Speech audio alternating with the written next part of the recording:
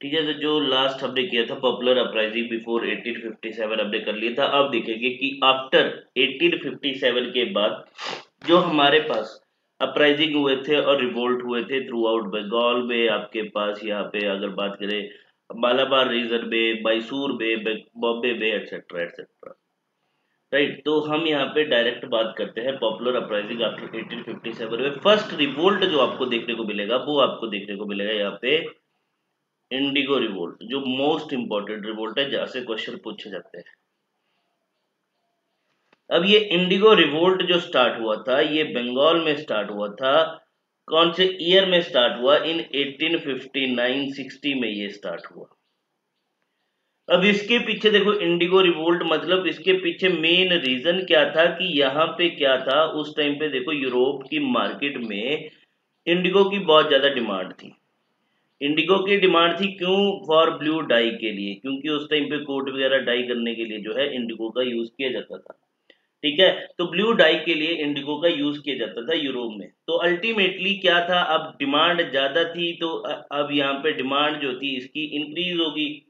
तो यहाँ पे जो इंडिगो प्लांटर्स थे, ठीक है, जो यूरोपियन इंडिगो प्लांटर्स थे और चाहे इंडियन इंडिगो प्लांटर्स थे, अब उन्होंने क्या करना स्टार्ट किया, अब इन्होंने अपने प्रॉफिट के लिए यहाँ पे फोर्स करना स्टार्ट कर दिया। फोर्स किसको किया? स्मॉल पीजेंट्स को फोर्स किया कि वो क्या करे, ग्रो करे इंडिगो अपनी फील्ड में। ठीक है, इंडिगो जब ग्रो करेंगे, देखो ये इंडिगो ग्रो करते थे, इनको कोई दिक्कत नहीं थी। ठीक है, बट यहाँ पे क्या होता था, बोलते थे कि आपको क्या करना है, इंडिगो ग्रो करनी है। अब इंडिगो ग्रो करनी है और जो इनको रेट मिलता था, क्योंकि जो इस पे अगर मैं सीधी सी बात करूं, इंडिगो ग्रो करने में जो इनपुट कॉस्ट आता था उससे बहुत ही आउटपुट कॉस्ट जो थी वो इनको बहुत कम मिलती थी। मतलब जितना इनको इंडिगो ग्रो करने में जो इनका एक्सपेंडिचर होता था, जब इनको रेट दिया जाता था मार्केट में, आफ्टर जब प्रोडक्शन कंप्लीट हो जाती थी तो लास्ट में जो रेट मिलता था वो इनको इनकी इनपुट कॉस्ट से भी कम मिलता था। तो अल्टीमेटली ये जो पीजेंट थे ये मतलब रिफ्यूज करते थे कि हम जो है इंडिगो ग्रो नहीं करेंगे, बट इनसे फोर्सफुली यहाँ पे क्या करवाया जाता था, इंडिगो ग्रो करवाया जाता था। ठीक है, और फिर बाद में ये जो इंडिगो क्रॉप है इनको क्या करना पड़ता था, लॉस में जो है वो बेचनी पड़ती थी मार्केट में, क्योंकि अब ग्रो कर दिया, अब इनको बेचनी ही पड़ेगी, राइट। अब देखो हुआ क्या, अब जैसे जैसे इनसे फोर्सफुली ये ग्रो करवाया जाने लगा तो इन 1860 में अब आपके पास रिवोल्ट जो है, इंडिगो रिवोल्ट फर्स्ट स्टार्ट होगा। अब ये रिवोल्ट सबसे पहले कहां पे स्टार्ट हुआ? ये स्टार्टेड होगा आपके पास, आज की डेट में पड़ता है झारखंड में, या ये बंगाल प्रोविंस के विलेज था, विलेजेस ऑफ गोविंदपुर रीजन। ठीक है, गोविंदपुर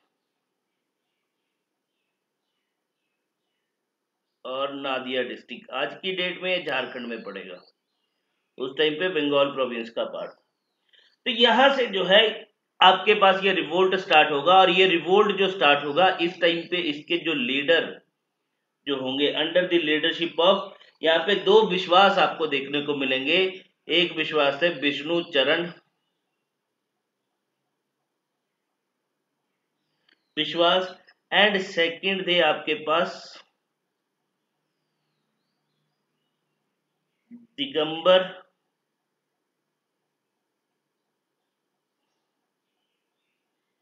विश्वास, राइट। तो ये बात हुई, इतनी बात क्लियर। हाँ जी सर। देखो इस मूवमेंट को एक और नाम दिया गया, इस मूवमेंट को एक और नाम से बोला गया, नील विद्रोह के नाम से। ठीक है, नील विद्रोह भी बोला गया। और इस मूवमेंट को और इस रिवोल्ट को कवर किया गया न्यूज़पेपर में, जिसमें से एक न्यूज़पेपर जो मोस्ट इंपॉर्टेंट न्यूज़पेपर था जिसका नाम था the Bengali, the Bengali newspaper. ठीक है, देखो यहाँ पे जो सबसे ज्यादा इंपॉर्टेंट रोल जो प्ले किया जाता है वो हरीश चंद्र मुखर्जी द्वारा किया जाता है। एक पर्सनैलिटी आते हैं हरीश चंद्र मुखर्जी, जिन्होंने यहाँ पे जब मतलब कैसे रोल प्ले किया, ये एडिटर थे हिंदू पैट्रियट के, न्यूज़पेपर था हिंदू पैट्रियट, उसके क्या थे ये एडिटर थे, जिसमें ये क्या करते थे, डेली पब्लिश करते थे किसकी, मतलब पीजेंट्स की, एंड इस रिवोल्ट पे जो पीजेंट्स की जो भी इंप्रूवमेंट थी या अचीवमेंट थी, ठीक है, जो भी रिपोर्ट्स थी उनको डेली पब्लिश किया जाता था इस हिंदू पैट्रियट में, राइट, ड्यूरिंग दिस रिवोल्ट।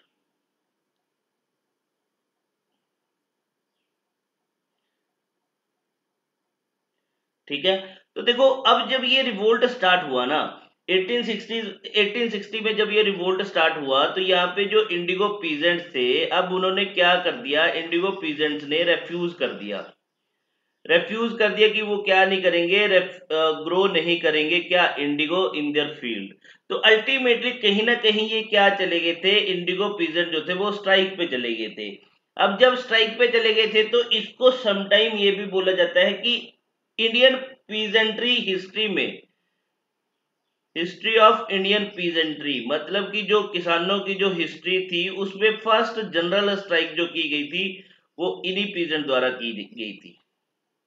ठीक है, तो ये फर्स्ट जनरल स्ट्राइक की गई थी by the Indian peasants, right, तो ये बात भी याद रखना। इसके बाद इसमें जो लास्ट पॉइंट आपको क्या याद रखना है कि देखो यहाँ पे एक प्ले है जिसको लिखा गया है बाय दीन बंधु मित्रा, जिसका नाम है, प्ले का नाम नील दर्पण, आई थिंक आपने नाम सुना भी होगा। ये एक प्ले है, एक नाटक है रिटन बाय दीन बंधु मित्रा। दीन बंधु मित्रा भाई साहब ने इसको लिखा है। और अब देखो या तो ये क्वेश्चन पूछ लेगा जिसमें इन्होंने बात करी है इंडिगो रिवोल्ट के बारे में, या फिर देखो सेकंड क्वेश्चन क्या पूछेगा कि ये जो दीन नील दर्पण जो है इसको बाद में ट्रांसलेट किया गया इन इंग्लिश लैंग्वेज में, इसको इंग्लिश लैंग्वेज में जो कन्वर्ट किया गया था वो किसने कन्वर्ट किया था, वो किया था Madhusudan Gupta, sorry Datta, not Gupta, it's Datta, Madhusudan Datta ने इसको कन्वर्ट किया था इंग्लिश में, ट्रांसलेट किया था इंग्लिश में। और एक और बात यहां पे याद रखना कि जब ये इंडिगो पीजेंट, मतलब ये स्ट्राइक की गई बाय द पीजेंट्स, ठीक है, कि हम जो है इंडिगो ग्रो नहीं करेंगे, तो लास्ट में फिर यहाँ पे क्या किया गया था, एक कमीशन जो है अपॉइंट किया गया था, जिस कमीशन का नाम था Indigo commission of 1860 by the British authority. तो ये बात याद रखना, बस इससे ज्यादा इसमें और कुछ याद रखने की जरूरत नहीं है। चलो अब नेक्स्ट आ गया, देखो जो 1857 से पहले भी हमने किया था मालाबार अपराइजिंग, और वी कैन से जिसको हमने मोपला अपराइजिंग भी बोला था या फिर मापिला भी बोला था।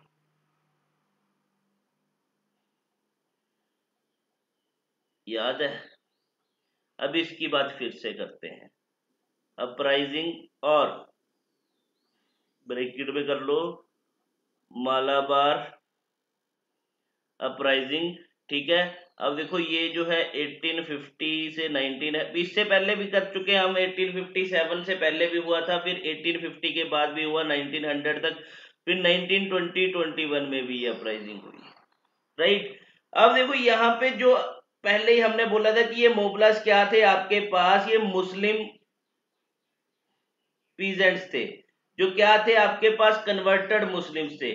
कन्वर्टेड मुस्लिम क्यों थे, क्योंकि ये जो पहले हिंदूस थे, तो हिंदूस क्या थे, ये लोअर कास्ट थे, और इनके जो लैंडलॉर्ड्स थे, जो हिंदू अपर कास्ट के लैंडलॉर्ड्स थे, जिनको बोला जाता था, मतलब ये जो काम करते थे एज अ जन्मी, जिनको बोला जाता था, ठीक है, मतलब जन्मी लैंडलॉर्ड जो थे जिनको बोला जाता था, हमने बात करी थी, राइट। तो ये वही था, बट अब आपको देखो यहाँ पे क्या करना है, इसमें अब आपको इसके बाद क्या नाम, इसमें लास्ट में जो याद रखना है कि मतलब फिर से इनका है, मतलब फिर से ये जो है सेम जो है इन्होंने रिवोल्ट किया अपने जर्मी लैंडलॉर्ड्स के अगेंस्ट, और भी कैसे हिंदू अपर कास्ट लैंडलॉर्ड जो थे उनके अगेंस्ट जो है इन्होंने रिवोल्ट किया। बट यहाँ पे देखो लास्ट में जो ये 1920 और 21 वाला जो मैं बात कर रहा हूँ, 1920-21 में फिर से रिवोल्ट हुआ। अब फिर से रिवोल्ट क्यों हुआ, थोड़ा सा जाएंगे, क्योंकि जैसे ही वर्ल्ड वॉर 2 एंड हुआ था, सॉरी वर्ल्ड वॉर 1 एंड हुआ था, उसके बाद इंडिया में एक मूवमेंट स्टार्ट हुई थी, खिलाफत मूवमेंट। खिलाफत मूवमेंट क्यों, क्योंकि जो टर्की था वो अगेंस्ट ब्रिटिश था इन वर्ल्ड वॉर में। तो जो टर्की का सुल्तान जो होता था उसको कंसीडर किया जाता था खलीफा और कैलिफ,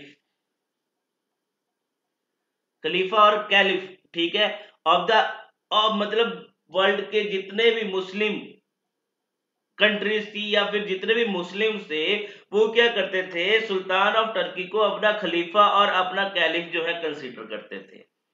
तो जब ब्रिटिशर ने क्या किया था, आफ्टर वर्ल्ड वॉर 1 यहाँ पे टर्की के जो सुल्तान था उसको रिमूव कर दिया उसकी पावर से, तो थ्रू आउट जितनी भी इस्लामिक नेशंस थी वहां पे क्या हो गया, अब जो इस्लामिक पीपल थे, मुस्लिम पीपल थे, वो क्या करने लगे, रिवोल्ट करने लगे। दैट मीन्स वो वहां पे डिमांड कर रहे थे ब्रिटिशर से कि क्या किया जाए कि यहाँ पे जो कैलिफ है उसकी पोजीशन को रिस्टोर किया जाए, उसको उसकी टेरिटरी वापस दी जाए। तो इंडिया में भी उसी के रिजल्ट में एक मूवमेंट स्टार्ट हुई थी, खिलाफत मूवमेंट। तो खिलाफत मूवमेंट जो इंडिया में स्टार्ट हुई उसी का रिजल्ट था मालाबार रीजन में ये मोपला और मोपिला रिवेलियन जो था वो स्टार्ट हुआ था, राइट। तो ये बात याद रखना। अब ये जो इस टाइम पे जब 1920-21 में आपके पास मोपला रिवेलियन स्टार्ट होता है, वो किसका रिस्पॉन्स होता है इंडिया में, जो खिलाफत मूवमेंट स्टार्ट हुई। तो इस टाइम पे जो इसके लीडर थे वो थे बरियम कुन्नत कुनम्मद हाजी,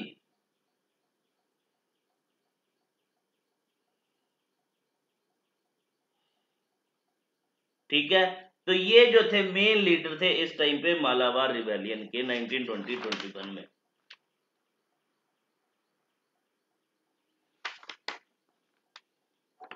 डन,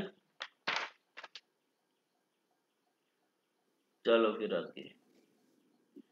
इसके बाद नेक्स्ट हम चलते हैं पावना रिवोल्ट। ये पावना रिवोल्ट भी आपको कहां पे देखने को मिलेगा, पावना डिस्ट्रिक्ट था, ठीक है, तो बंगाल में वहीं पे हुआ था 1873 टू 85 के बीच में ये रिवोल्ट हुआ।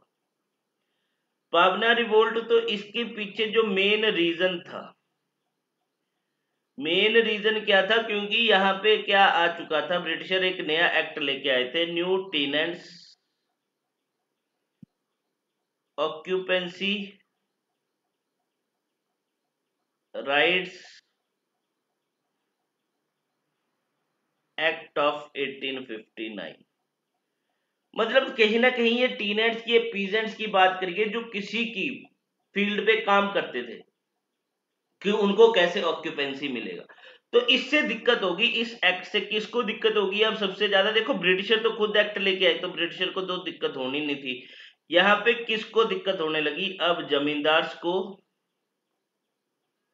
और जो बड़े बड़े लैंडलॉर्ड थे उनको, यार इनको अगर यहाँ पे राइट्स मिल गया, मतलब इनको टीनेंट राइट्स मिल गया, दैट मीन्स इनको अपनी फील्ड मिल गई, तो ये तो हमारे अंडर काम ही नहीं करेंगे, तो अल्टीमेटली ये हमारी बात सुनेंगे नहीं। तो जमींदार्स और लैंडलॉर्ड्स ने क्या करना स्टार्ट किया, अब अप्रेस करना स्टार्ट किया कि इनको, ये जो स्मॉल स्मॉल पीजेंट्स थे, मतलब कि कैसे इन्होंने क्या करना, देखो ऑपरेशन की भी एक हद होती है। अब इन जमींदार्स और लैंडलॉर्ड्स ने क्या करना स्टार्ट किया कि जो भी इनकी क्रॉप होगी ना, जो भी इनकी प्रोडक्शन होगी उसको फोर्सफुली कैप्चर कर लेंगे, मतलब उसका कुछ भी पार्ट इनको नहीं देंगे।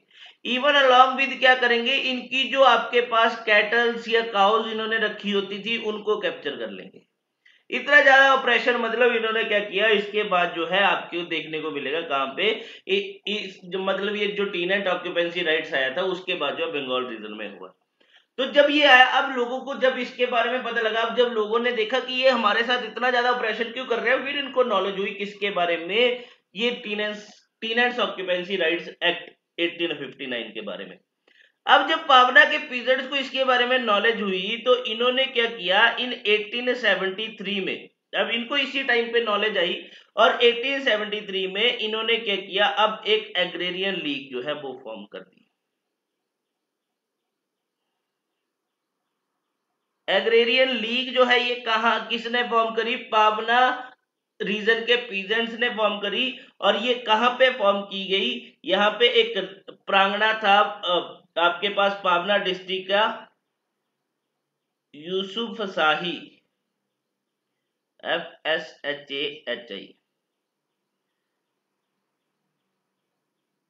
पारगना ऑफ पावना डिस्ट्रिक्ट। यहाँ पे क्या किया इन्होंने? एक एग्रेरियन लीग जो है वो फॉर्म कर दी। ठीक है, अब जैसे ये एग्रेरियन लीग फॉर्म हुई तो अल्टीमेटली अब जो इसके सराउंडिंग रीजन थे और इसके जो नियर बाय रीजन थे, अब वहां पे भी ये रिवोल्ट जो है स्प्रेड हो गया। और अब धीरे धीरे पूरे मतलब थ्रू आउट बंगाल में क्या होने लगा? ये एग्रेरियन लीग जो है वो फॉर्म होने लगी।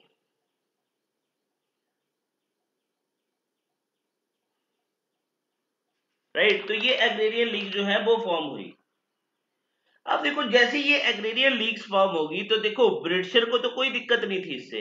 अब यहाँ पे दिक्कत होने लगी, ये जो बड़े बड़े लैंडलॉर्ड्स थे इनको दिक्कत होने लगी। दैट मीन्स ये जो फॉर्मेशन ऑफ लीग जो था इसको अपोज किया गया। अपोज किया गया बाय द लैंडलॉर्ड्स और जमींदार्स। तो अल्टीमेटली यहाँ पे कुछ लैंडलॉर्ड्स थे जो अपना न्यूज़पेपर भी पब्लिश करते थे। तो उनमें से एक न्यूज़पेपर था अमृत बाजार पत्रिका।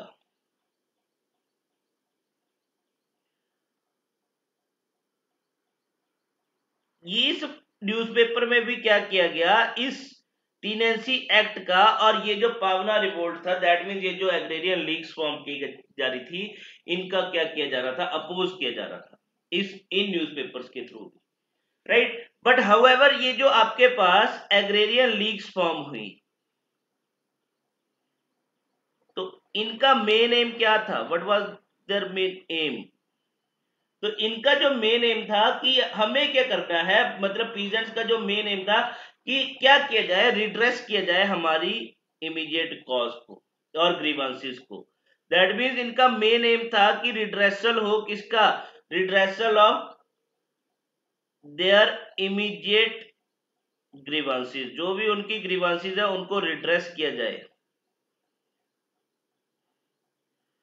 तो अगर मैं बात करूं ना, देखो इन्होंने एग्रेरियन लीग फॉर्म हुई तो यहाँ पे ऐसा कोई वायलेंस आपको देखने को नहीं मिलेगा। इन्होंने जनरली मतलब अपना प्रोटेस्ट कर रहे थे, बट यहाँ पे मोस्ट प्रोबेबली इतना ज्यादा वायलेंस नहीं हुआ। थोड़ा बहुत जरूर हुआ, लिटिल बिट हुआ है। जब अगर कोई ज्यादा ही जमींदार ऑप्रेस कर रहा था इनको, वो खुद मार रहा था, तब ये लोग मार रहे थे, अदरवाइज इन्होंने नहीं मारा। राइट, तो अगर मैं सीधी सी बात करूं कि ये जो पावना रिवोल्ट हुआ ना, तो देखो इन्होंने मतलब ये जमींदारी सिस्टम को भी ऑप्रेस नहीं कर रहे थे, मतलब ये जमींदारी सिस्टम के अगेंस्ट भी नहीं थे ना, तो ये क्या थे? एंटी जमींदारी था,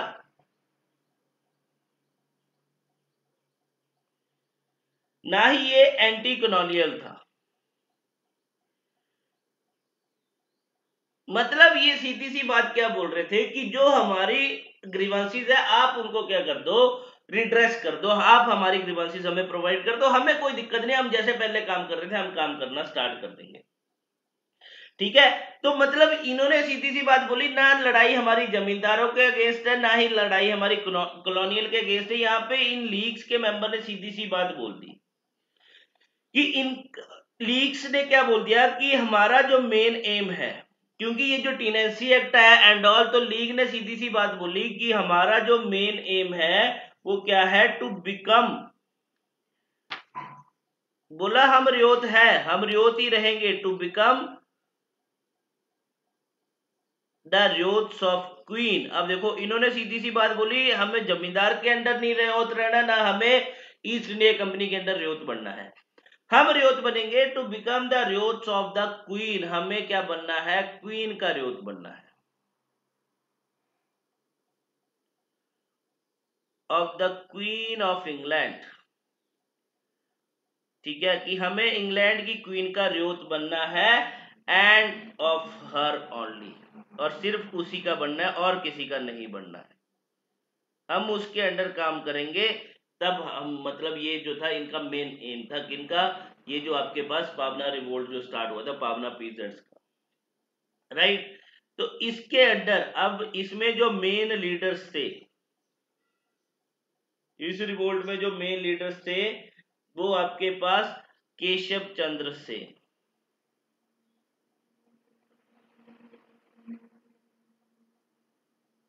Keshav Chandra Sen and Shambhunath Pal.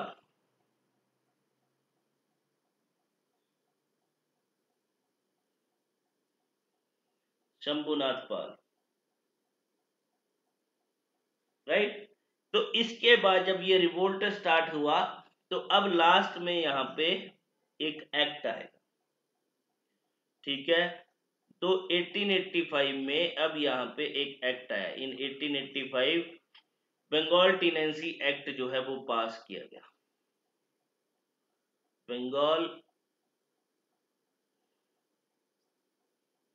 Tenancy act was passed, ठीक है।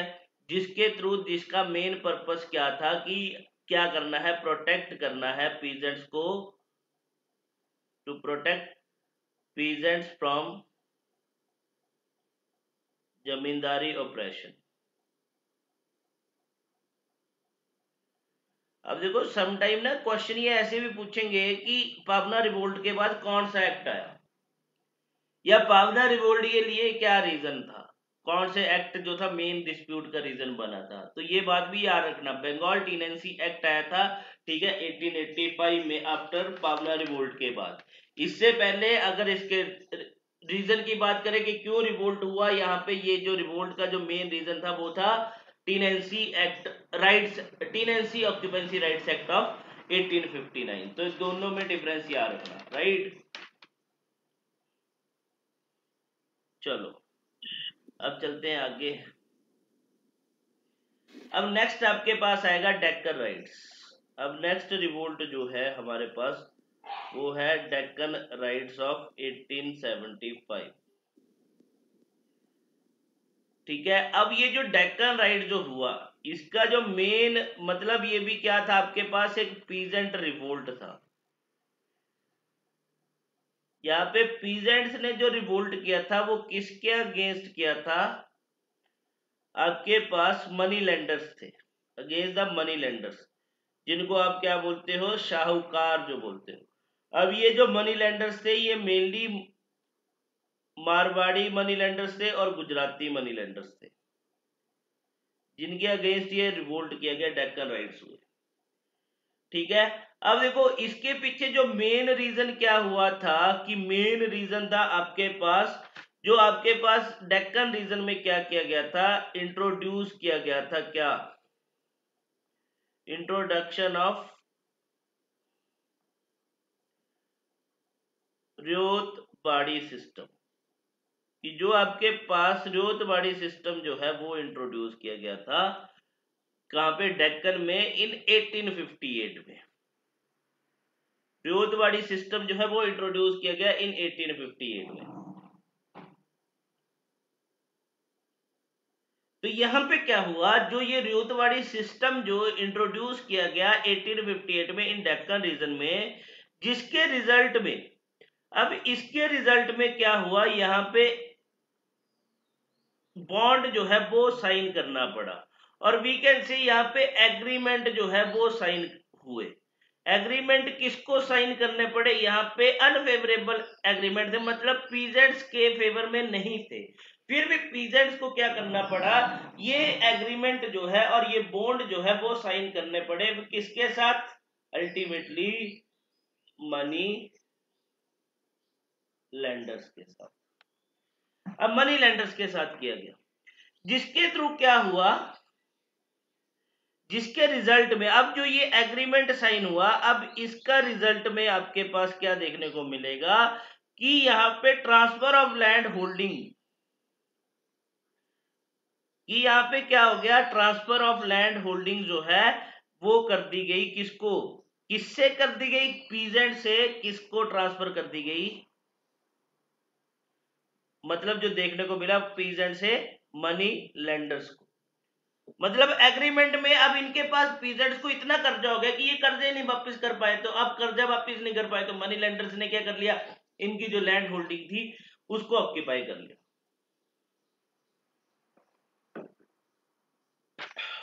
तो देखो यहां पे कुछ टर्म्स यूज करेंगे, एक टर्म यूज करी गई, जैसे बढ़िया बोलते हैं ना, तो बानीज याद रखना, ठीक है। बानीज मतलब मनी लेंडर्स, शाहूकारों को बोला गया बानीज। एंड फिर बोलते हैं कुनबीस, ठीक है, जिसको पीजेंट और कल्टीवेटर को बोला गया कुनबीस, कल्टीवेटर कास्ट, इनको बोला गया कुनबीस। अब देखो ये जो आपके पास डेक्कन राइट जो स्टार्ट हुआ, रीजन क्लियर हुआ। अब आते हैं आउटकम पे। अब ये जो आउटकम दैट मींस 1874 में ये आपके पास डेक्कन राइट स्टार्ट हो गए। ये फर्स्ट जो स्टार्ट हुआ डेक्कन राइट जो है फर्स्ट कहां पे स्टार्ट हुआ, ये करदा विलेज में स्टार्ट हुआ, इन करदा विलेज में। जब यहाँ पे क्या हुआ, अब करदाब विलेज में कैसे स्टार्ट हुआ कि करदाब विलेज में एक मनी लेंडर था, मारवाड़ी मनी लेंडर, जिसने क्या किया, मतलब ऑब्टेन कर ली एक पीजेंट की लैंड, ठीक है। दैट मीन्स उस पीजेंट का नाम था और कल्टीवेटर का नाम था बाबा साहेब देशमुख, जिसकी लैंड को उसने ऑक्यूपाई किया मारवाड़ी मनी लेंडर ने, उसका नाम था बाबा साहेब देशमुख। ये क्या था आपके पास, कल्टीवेटर था, ही वॉज कल्टीवेटर। अब देखो कल्टीवेटर की लैंड को इसने ऑक्यूपाई कर लिया, सिर्फ इस बाबा साहेब देशमुख ने क्या किया था, कितने रुपीज इससे बोरोड किए थे उस टाइम पे, ₹150। इसने इससे मतलब बोरोड किए थे यहाँ पे 150 रुपए, और 150 रुपए जब ये रिटर्न नहीं कर पाया तो उसके रिटर्न में उसने क्या कर लिया, उसकी लैंड को ऑक्यूपाई कर लिया। अब जैसे ही उसने उसकी लैंड को ऑक्यूपाई किया करदा विलेज की, तो यहाँ पे अब इस विलेज के जितने भी पीजेंट्स थे उन्होंने आके यहाँ पे क्या किया, एक ग्रुप जो है वो फॉर्म कर लिया। एंड दे डिसाइडेड कि अब करदाब विलेज के जो पीजेंट्स थे इन्होंने क्या डिसाइड किया कि अब ये क्या करेंगे, ऑर्गेनाइज करेंगे। ऑर्गेनाइज करेंगे क्या, आपके पास कंप्लीट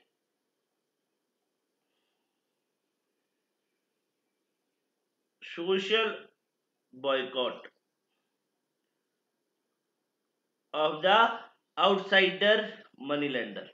बोला कि ये जो आउटसाइडर मनी लेंडर हमारे रीजन में आके हमारी लैंड को ऑक्यूपाई कर रहे हैं, अब हम क्या करेंगे, इनका बॉयकॉट करेंगे, ठीक है। बट हुआ क्या, जब इन्होंने ये डिसाइड किया कि हम बॉयकॉट करेंगे ये विलेज के लोगों ने, तो ये कुछ ज्यादा सक्सेसफुल नहीं हुआ, ज्यादा इफेक्टिव नहीं रहा। तो अल्टीमेटली अब लास्ट में यहाँ पे क्या होगा, 1875 में जाके बाय जून ऑफ 1857 तक, जून तक, अब ये जो पीजेड थे जिन्होंने पहले डिसाइड किया कि ये क्या करेंगे, ओनली बॉयकॉट करेंगे आउटसाइडर मनी लेंडर्स का, अब इन्होंने क्या कर दिया, दैट मीन्स अब ये किसकी तरफ स्विच कर गए, एग्रेरियन राइट्स की तरफ। अब ये जो रिवोल्ट था बॉयकॉट से कहां की तरफ स्विच हो गया, एग्रेरियन राइट्स की तरफ स्विच हो गया। तो एग्रेरियन राइट्स मतलब यहाँ पे अब इन पीजेंट्स ने क्या करना स्टार्ट किया, इन्होंने अब अटैक करना स्टार्ट कर दिया। किस पे अटैक करना स्टार्ट किया, जो ये मनी लेंडर्स थे ना, शाहूकार थे, इनके शॉप्स पे और इनकी जो आपके पास हाउसेस थे, इनकी दुकानों पे, इनके घरों पे इन्होंने क्या कर दिया, अटैक कर दिया। कौन से रीजन पे, ये मेनली जो एग्रेरियन राइट जो आपको देखने को मिलेंगे ये पुणे में एंड अहमदनगर डिस्ट्रिक्ट में आपको देखने को मिलेंगे, ठीक है, पुणे एंड अहमदनगर। अब इसके रिस्पांस में जब ये सारा हुआ तो अब गवर्नमेंट का रिस्पांस देखते हैं कि गवर्नमेंट ने क्या एक्शन लिया इसके लिए। तो यहाँ पे गवर्नमेंट का क्या रिस्पांस रहा, अब गवर्नमेंट ने यहाँ पे क्या किया, एक डेक्कन राइट्स कमीशन जो है वो अपॉइंट कर दिया। अब डेक्कन राइट कमीशन जो है यहाँ पे अपॉइंट किया गया, जिसका मेन पर्पस क्या था, मेन एम क्या था कि वो क्या करेगा, इंक्वायर करेगा द कॉजेज ऑफ अपराइजिंग। ये क्या करेगा, इंक्वायर करेगा into the causes of uprising, कि क्या यहाँ पे कॉजेज रहे कि ये आपके पास कन्फ्लिक्ट हुआ, राइट। ये डेक्कन राइट कमीशन जो है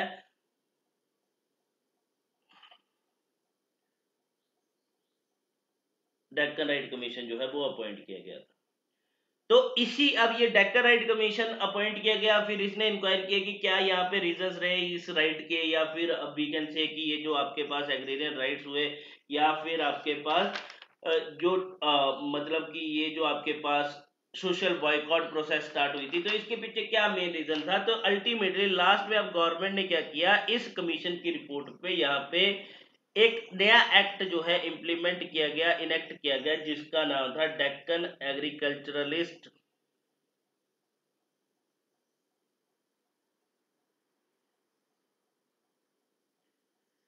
lists relief act,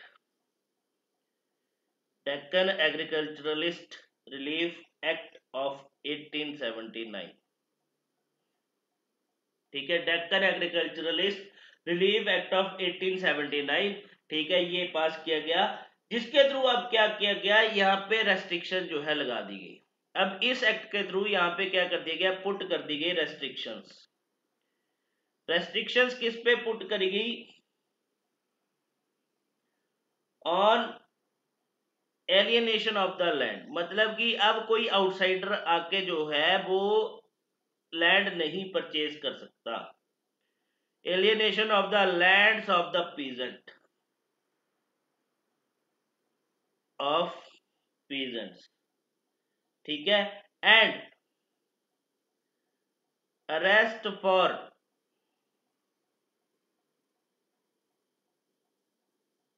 failure to, बोला कि जो आप डेप्ट लोगे, यहाँ पे कर्जा लोगे, अगर आप उसको पे नहीं कर पाओगे तो आपकी लैंड तो ऑक्यूपाई नहीं होगी, बट उस पीजेंट को क्या किया जा सकता है, अरेस्ट किया जा सकता है, फिर उसके बाद जो है उसका ट्रायल किया जाएगा, और उसके अकॉर्डिंग जो है मतलब यहाँ पे फिर कोर्ट डिसाइड करेगा कि उसके साथ क्या एक्शन लेना है, राइट। तो ये था आपके पास डेक्कन राइट्स। इसके बाद अब लास्ट रिवोल्ट हमारे पास रहेगा आफ्टर 1857, जो हमें याद रखना है, वो है आपके पास मुंडा रिवेलियन। मुंडा रिवेलियन भी बोलते हैं और मुंडा रिवेलियन बोलते हैं।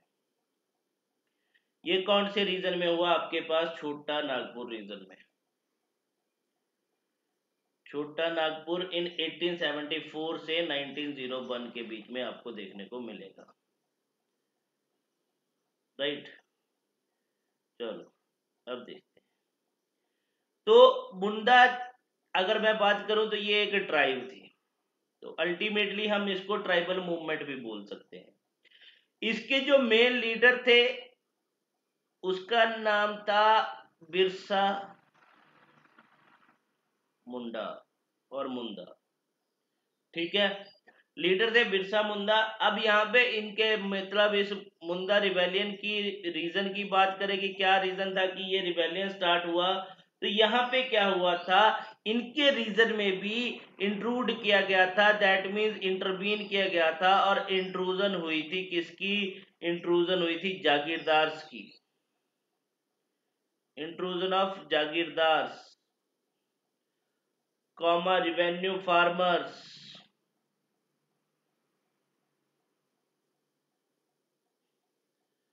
And money lenders.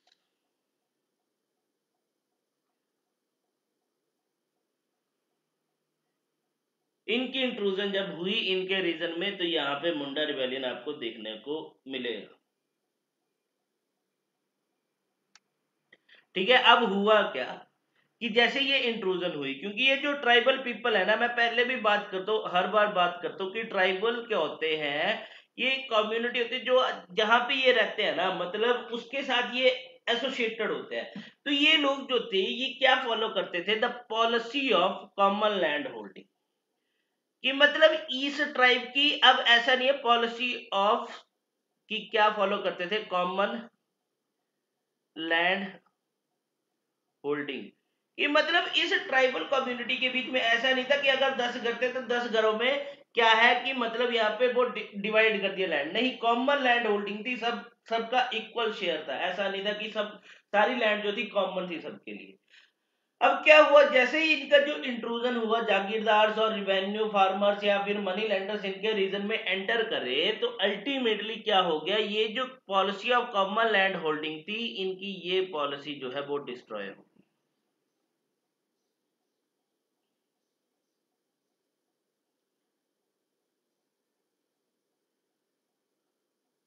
ठीक है। अब देखो जैसे ये डिस्ट्रॉय होगी, अब कैसे हुआ, इवन इसमें एक बात करें, मुंदा रिबेलियन में एक बहुत इंपॉर्टेंट एक और हमें रोल देखने को मिलता है और कनेक्शन देखने को मिलता है विद क्रिश्चियनिटी के साथ।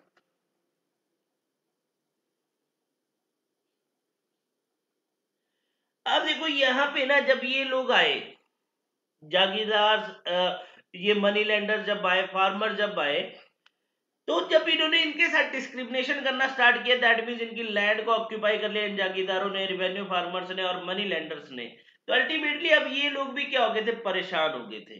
तो क्रिश्चियनिटी का रोल कैसे देखने को मिलेगा इस टाइम पे, मुंदा रिवेलियन जो मतलब ये मुंदा रीजन जो जहां पे ये लोग रहते थे, कम्युनिटी रहती थी, यहां पे एंट्री होगी किनकी, अब जर्मन मिशनरीज की।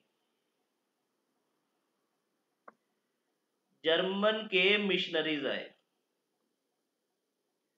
मिशनरी समझते हो ना, कि जो सिर्फ अपना रिलीजन स्प्रेड करने के लिए आए, रिलीजियस प्रीचिंग के लिए है।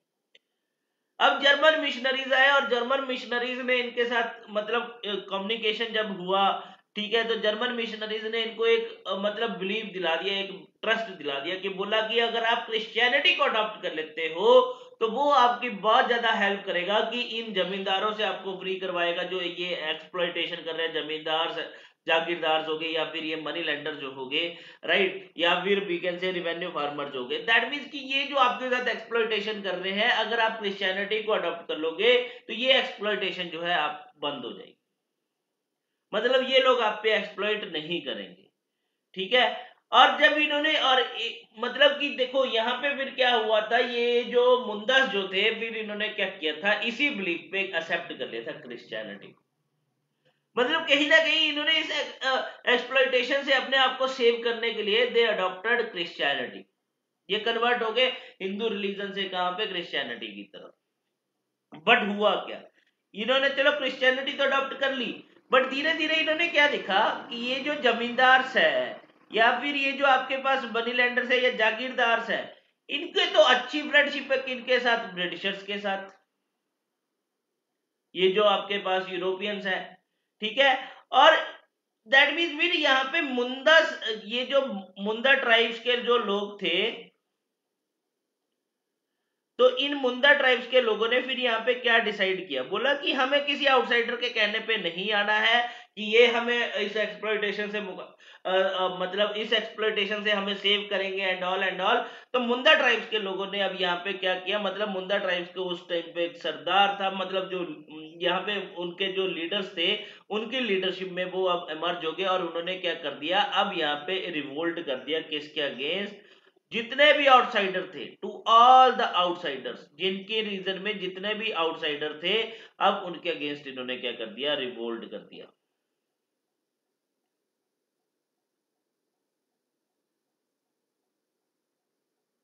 ठीक है। और यहाँ पे जो रिवोल्ट के लीडरशिप थे, हमने पहले ही बात करी, कौन थे, बिरसा मुंडा। बिरसा मुंडा ने जब यहाँ पे रिवोल्ट स्टार्ट किया, मतलब लीडरशिप एज्यूम की, तो इसने डिक्लेयर कर दिया अपने आप को, declared himself as the messenger of God. अपने आप को क्या डिक्लेयर किया, himself as the messenger of God. तो ये बात भी याद रखना,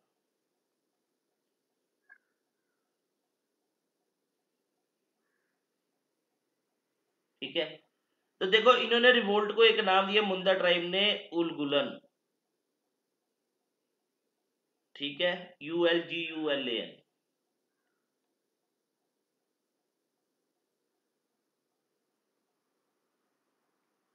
अब देखो यहाँ पे इस रिवोल्ट की एक और स्पेशलिटी क्या रहेगी, यहाँ पे इस रिवोल्ट में वुमेन की पार्टिसिपेशन भी आपको देखने को मिलेगी।